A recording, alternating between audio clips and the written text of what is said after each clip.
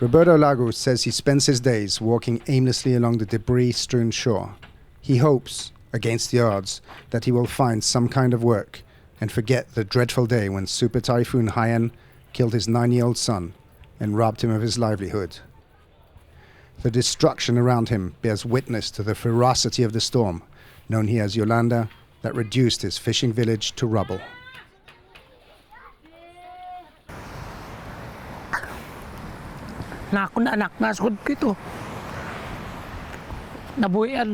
My son was in my arms when Typhoon Yolanda hit our home.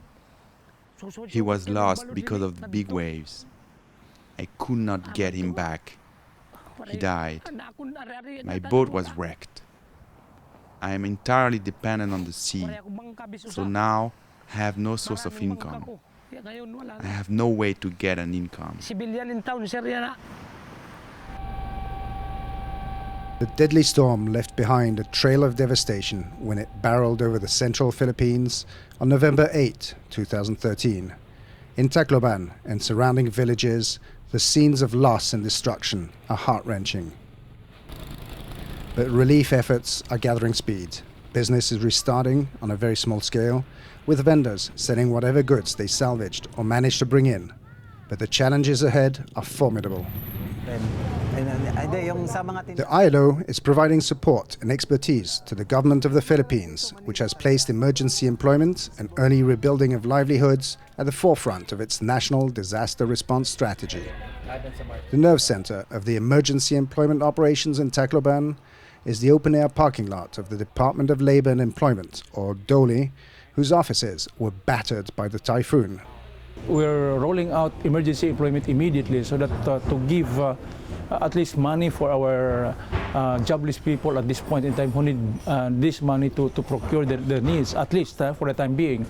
And hopefully this will be supported later on by as we move along, because this is only a very short term, so short, just to give them enough to sustain for in the meantime. But we have to think about the options like giving them sustainable livelihood assistance. So looking at it from the positive side, actually this is also an opportunity for people to develop certain skills like carpentry, for instance, to rebuild the houses that are being blown, washed out, masonry, electrician, to set up all these things in the houses and the different residences that they may be setting up.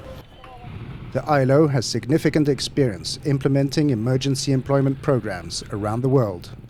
In the Philippines, thousands of victims from earlier natural disasters have benefited from similar ILO projects, including in the areas battered by Tropical Storm Washi, also known as Sindong, which hit the island of Mindanao in December 2011. Jairus Retardo, who has had polio since the age of 1, was among 30 people who rebuilt a wall surrounding a high school in Iligan City as part of an ILO program. He says he's glad that he's finally getting social benefits. I used to do whatever work, even without health insurance, in order to survive. At the time, I couldn't even dream of getting sick. Now I see the health insurance as a preventive measure, to help save money for protection even if I don't get sick. It is like a gift for me, because health is wealth. At a nearby village, fishermen say their catch has dwindled since Washi churned over the sea and slammed into their village. With help from the ILO, they have learned fish farming skills.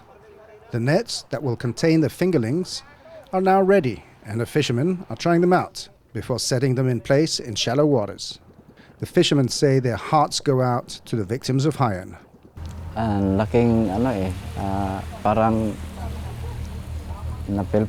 I feel for them because we had that situation too during Sandong. I have no words to describe that calamity. Many of the victims are fishermen like us.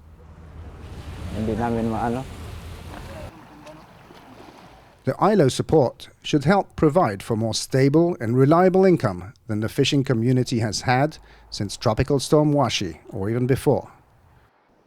And such projects could bring a sea change to the lives of Roberto Lagu and other victims of Typhoon Haiyan.